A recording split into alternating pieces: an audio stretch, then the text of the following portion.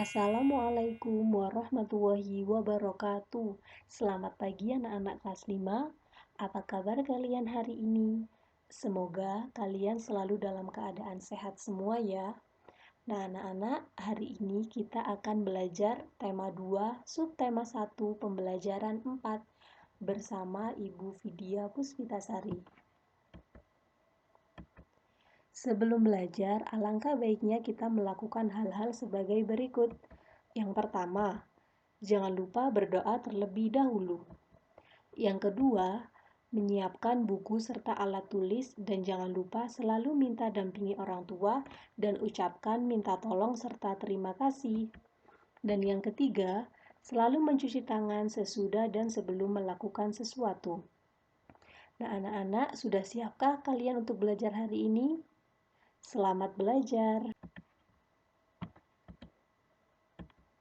Adapun tujuan pembelajaran pada hari ini yaitu yang pertama, dengan membaca teks melihat jejak Merapi di Kali Adem yang ada pada video, siswa dapat menjelaskan informasi terkait pertanyaan apa, siapa, di mana, mengapa, dan bagaimana.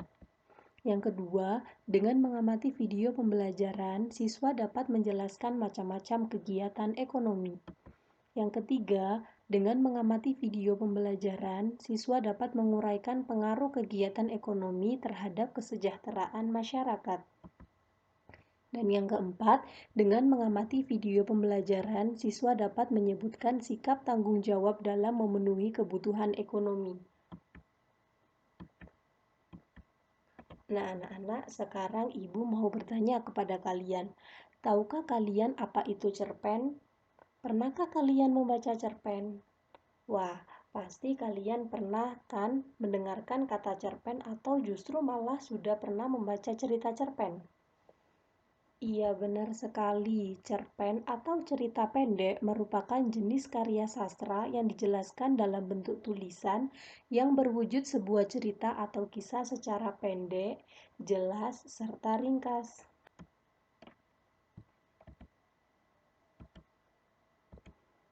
Nah, di sini Ibu mempunyai teks cerita yang berjudul Melihat Jejak Merapi di Kali Adem. Mari kita baca bersama-sama ya. Kali Adem terletak di lereng Gunung Merapi di Yogyakarta. Dahulu tempat ini terkenal sebagai lokasi perkemahan yang asri. Fasilitas di areal wisata Kali Adem dahulu cukup komplit. Ada pendopo, gedung pertemuan, kios-kios, warung, gardu pandang, lapangan untuk perkemahan, toilet, dan sebagainya. Akan tetapi, setelah Merapi meletus pada bulan Juni 2006, sebagian besar fasilitas itu lenyap terkubur lahan. Saat ini, wisata Kali Adem sudah berubah nama menjadi Lavatur Kali Adem. Sebagian besar pemandangan Kali Adem berubah hamparan pasir dan batuan bekas lahar. Di sana ada bunker atau rulinda atau ruang lindung darurat. Bunker ini dibangun untuk tempat berlindung jika tiba-tiba Gunung Merapi menyemburkan awan panas. Di dalam bunker ini ada kamar mandi, tabung oksigen, masker, listrik, dan perlengkapan lainnya. Pintunya 2 lapis terbuat dari lempengan besi setebal 3 cm.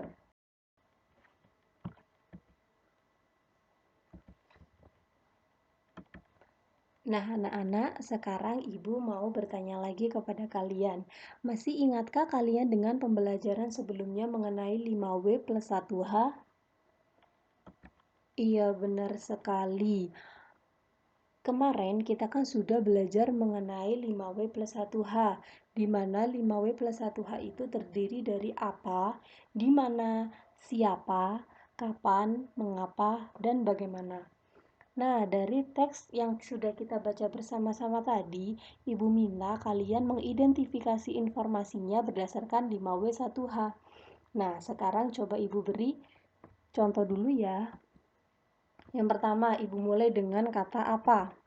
Di sini Ibu ingin menggali informasi dari teks cerita tersebut dengan pertanyaan, apa judul cerpen yang sudah kalian baca tadi?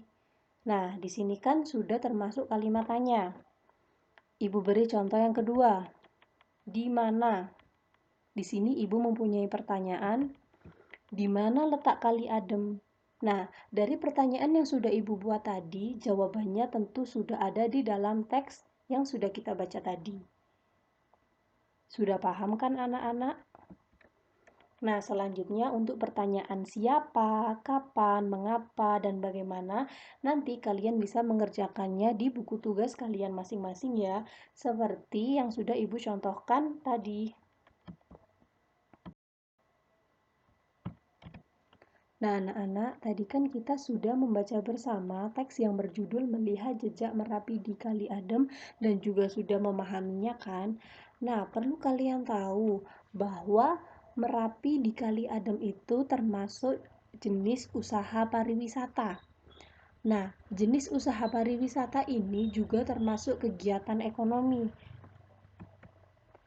Nah, kalian tahu nggak apa yang dimaksud dengan kegiatan ekonomi?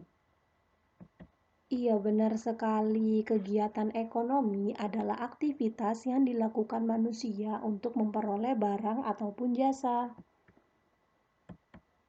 Nah, ternyata kegiatan ekonomi ini dibagi menjadi 3 macam, yaitu yang pertama, produksi, yang kedua, distribusi, dan yang ketiga, konsumsi. Nah, dari ketiga jenis kegiatan ekonomi, mari kita bahas dan pelajari bersama-sama ya. Dimulai yang pertama, yaitu produksi. Kegiatan produksi merupakan suatu kegiatan ekonomi yang menghasilkan barang dalam memenuhi kebutuhan manusia. Nah, orang yang melakukan kegiatan produksi ini disebut dengan produsen. Perlu kalian ingat ya anak-anak, bahwa orang yang sedang melakukan kegiatan produksi disebut dengan produsen. Nah, di sini Ibu mempunyai contoh, yaitu ada tebu yang diolah menjadi gula. Nah, di sini disebut dengan kegiatan produksi. Selanjutnya ada kegiatan ekonomi distribusi. Kegiatan distribusi adalah kegiatan menyalurkan barang dari produsen ke konsumen. Nah, jadi orang yang melakukan kegiatan distribusi ini disebut dengan distributor. Perlu kalian ingat ya anak-anak, orang yang melakukan kegiatan distribusi disebut dengan distributor. Nah, di sini Ibu juga mempunyai contoh gambar. Nah, tadi kan gulanya sudah diproduksi oleh produsen. Nah, sekarang gula yang sudah jadi akan didistribusikan ke pasar, toko, dan lain-lain untuk dijual. Nah, selanjutnya kegiatan ekonomi yang ketiga yaitu konsumsi. Kegiatan konsumsi adalah kegiatan manusia memakai barang atau jasa untuk memenuhi kebutuhannya. Nah, perlu kalian ingat lagi anak-anak, bahwa orang yang melakukan kegiatan konsumsi disebut dengan konsumen. Nah, di sini Ibu juga mempunyai contoh gambar. Nah, tadi kan yang pertama, gula tebu diolah menjadi gula. Setelah diolah, gula didistribusikan ke toko atau swalayan.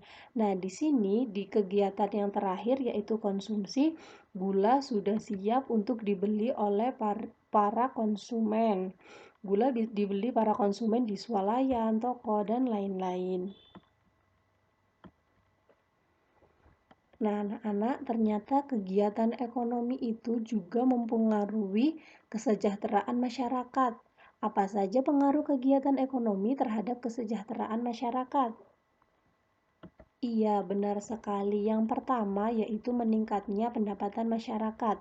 Nah, dengan masyarakat melakukan kegiatan ekonomi, nantinya pendapatan masyarakat itu semakin bertambah. Yang kedua, membuka peluang lapangan pekerjaan baru. Nah, jadi adanya kegiatan ekonomi ini juga membuka peluang lapangan pekerjaan baru. Jadi, orang yang belum mempunyai pekerjaan atau orang yang pengangguran itu dapat bekerja dengan orang yang sudah membuka lapangan pekerjaan. Yang ketiga yaitu munculnya usaha jasa pengiriman. Dan yang keempat yaitu memudahkan masyarakat untuk memenuhi kebutuhannya. Nah, anak-anak, di sini Ibu cuma menyebutkan 4 pengaruh kegiatan ekonomi terhadap kesejahteraan masyarakat. Tetapi Bukan berarti cuma ada 4 saja ya, namun masih banyak pengaruh kegiatan ekonomi terhadap kesejahteraan masyarakat. Nanti coba kalian cari dan coba kalian pahami apa saja pengaruh kegiatan ekonomi terhadap kesejahteraan masyarakat. Nah, selanjutnya di sini Ibu mau bertanya, untuk memenuhi seluruh kebutuhan ekonomi, apa yang harus kita lakukan? Menurut kalian kita harus melakukan apa agar kebutuhan ekonomi kita terpenuhi? Iya, benar sekali. Untuk memenuhi kebutuhan ekonomi, kita harus mencari atau menciptakan usaha, atau kita mencari pekerjaan. Nah, dengan kita mendapatkan pekerjaan, kita harus bekerja dengan giat, dengan rajin, dengan tekun, agar bisa mendapatkan uang atau hasil, dan nantinya kita bisa memenuhi seluruh kebutuhan ekonomi kita.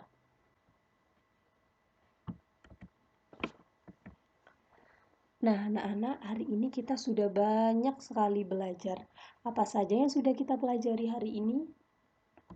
Iya, benar sekali. Yang pertama, kita tadi sudah belajar cara mengidentifikasi informasi terkait pertanyaan apa, siapa, di mana, mengapa, dan bagaimana. Yang kedua, kita juga tadi sudah belajar macam-macam kegiatan ekonomi, di mana macam-macam kegiatan ekonomi itu ada 3, yaitu produksi, distribusi, dan konsumsi. Sebagaimana jika orang yang melakukan produksi itu disebut dengan produsen, yang kedua, orang yang melakukan distribusi disebut dengan distributor, dan yang ketiga, orang yang melakukan kegiatan konsumsi disebut dengan konsumen. Perlu kalian ingat dan catat di buku kalian masing-masing ya anak-anak. Dan yang ketiga, kita tadi juga sudah belajar mengenai pengaruh kegiatan ekonomi pada kesejahteraan masyarakat. Dan yang keempat, kita tadi sudah belajar mengenai sikap yang harus dilakukan untuk memenuhi kebutuhan ekonomi. Wah, tidak terasa ya pembelajaran hari ini sudah selesai. Terima kasih ya anak-anak sudah belajar bersama. Semoga apa yang kita pelajari hari ini bermanfaat. Tetap semangat belajar, tetap di rumah aja, tetap jaga kesehatan. Jangan lupa untuk selalu cuci tangan sebelum dan sesudah melakukan sesuatu. Dan jangan lupa juga untuk selalu memakai masker apabila hendak berpergian keluar rumah. Sekian pembelajaran hari ini, Ibu akhiri. Wassalamualaikum warahmatullahi wabarakatuh. Sampai jumpa di pembelajaran selanjutnya.